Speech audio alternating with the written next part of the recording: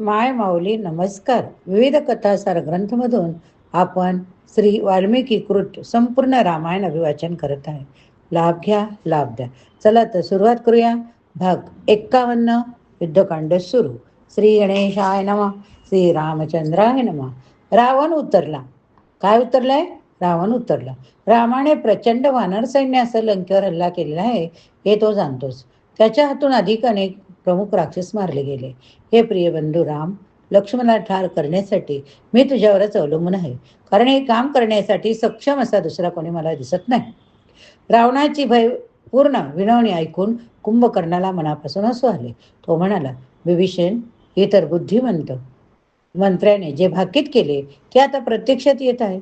प्रिय बंधू, तू नालायक आहे, कारण प्रामाणिक हितचिंतकाच्या चांगल्या सल्ल्याकडे तू दुर्लक्ष केले.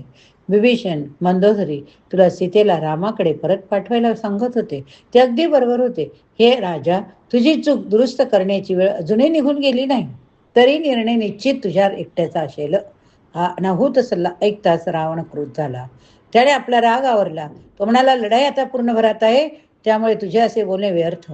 प्रिय बंधू, जरी मी सीतेचे अपहरण करून चूक केलेली असली तरी मी तुला विनंती करतो की ती चूक निष्प्रभ होण्यासाठी तू तुझे अतुलनीय सामर्थ्य दाखवावेस. रावणाला शांत करण्यासाठी कुंभकर्णाने मधुर उत्तर दिले. काय उत्तर दिले बघा.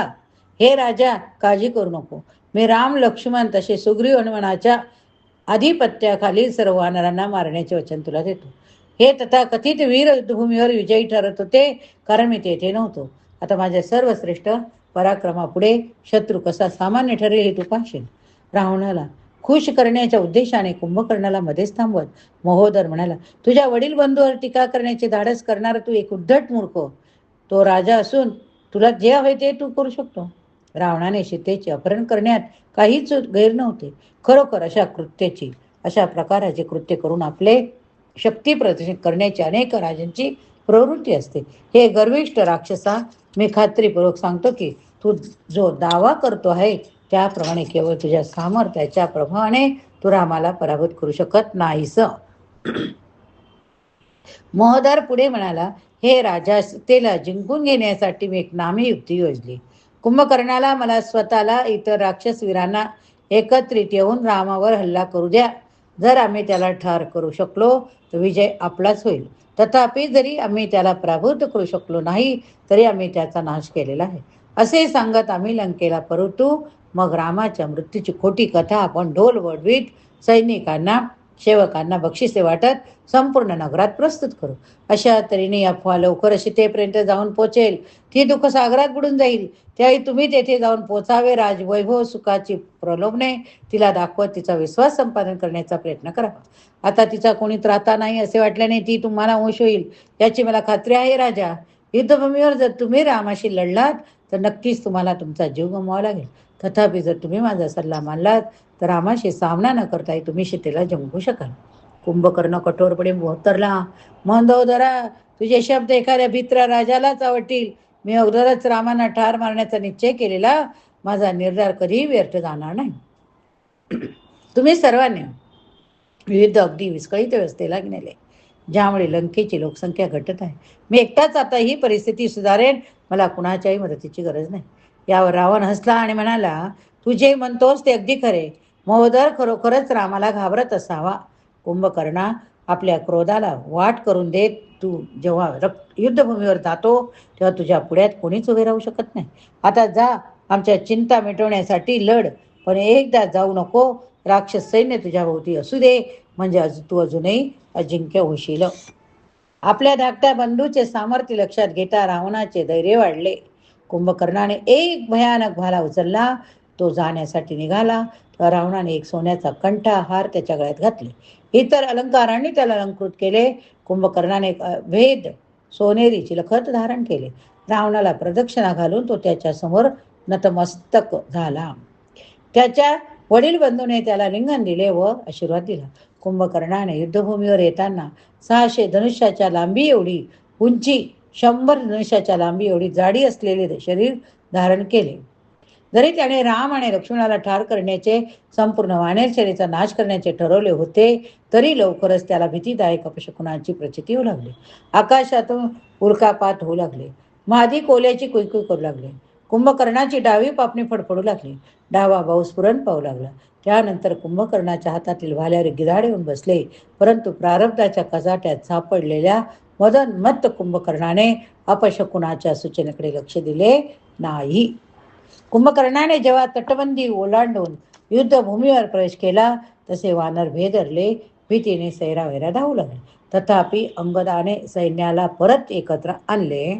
जेव्हा वानर परतले तेव्हा त्यांनी कुंभकर्णावर असंख्य वृक्ष पर्वत शिखरांचा मारा केला. तथापि त्यांची क्षेप अस्त्रे त्या प्रचंड शास्त्री राक्षसी शरीरावर आदळताच त्यांचा चक्काचूर झाला. प्रतिहल्ल्यात कुंभकर्ण असंख्य वानरांना ठार करू लागला. वानर परत घाबरले. तेव्हा सुरू झालेल्या चंगराचंगरीत काही जण कड्यांवरून समुद्रात पडले.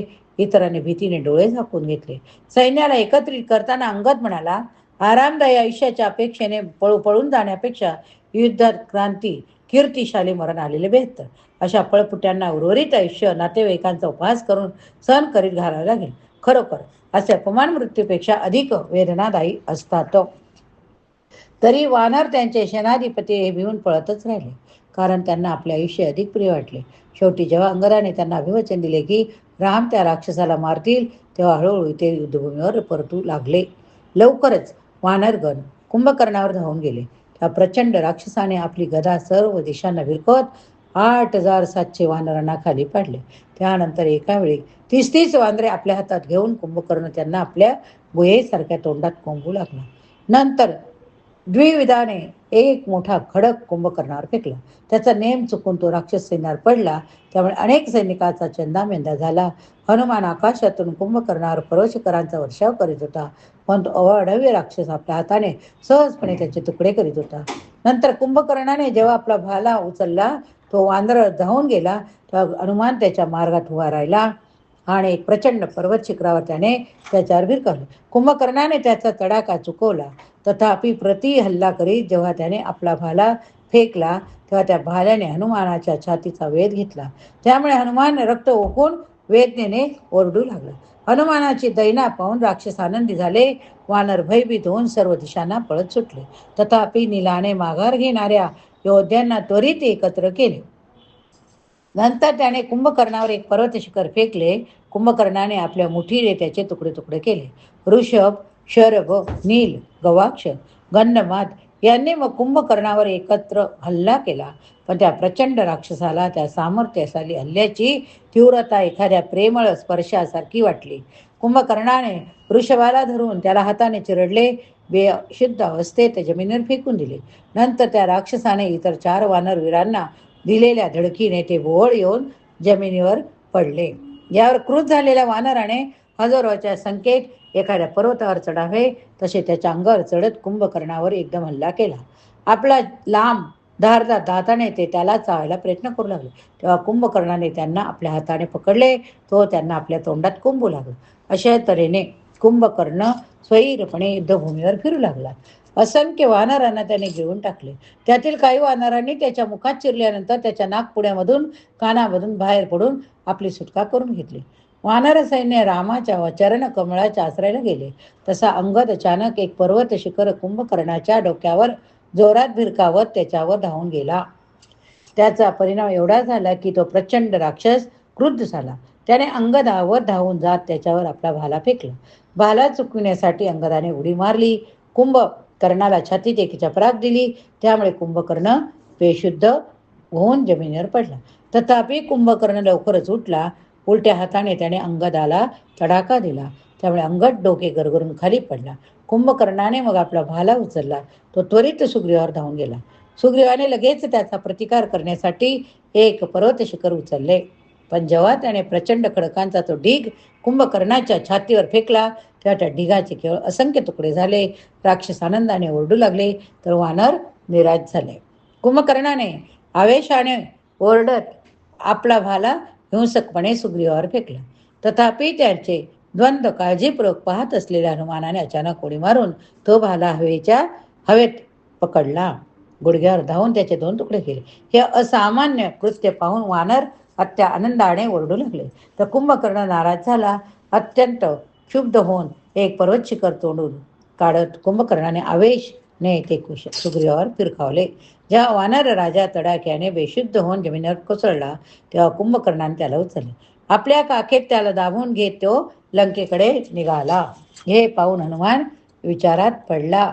जर सुग्रीव युद्ध कैदी झाला तर आपल्या हेतूचाच पराभव होईल, म्हणून मला आता आपले शरीर एका पर्वता एवढे विस्तारले पाहिजे, मग कुंभकर्णाला मारले पाहिजे. या ठिकाणी हा भाग संपवूया. पुढील भागात पुढील कथा बघूया. श्रवण केले तर बोला. जय श्रीराम लिहायला विसरू नका. श्रीराम जय राम जय जय राम, श्रीराम जय राम जय जय राम, श्रीराम जय राम जय जय राम, श्रीराम जय राम जय जय राम, श्रीराम जय राम जय जय राम.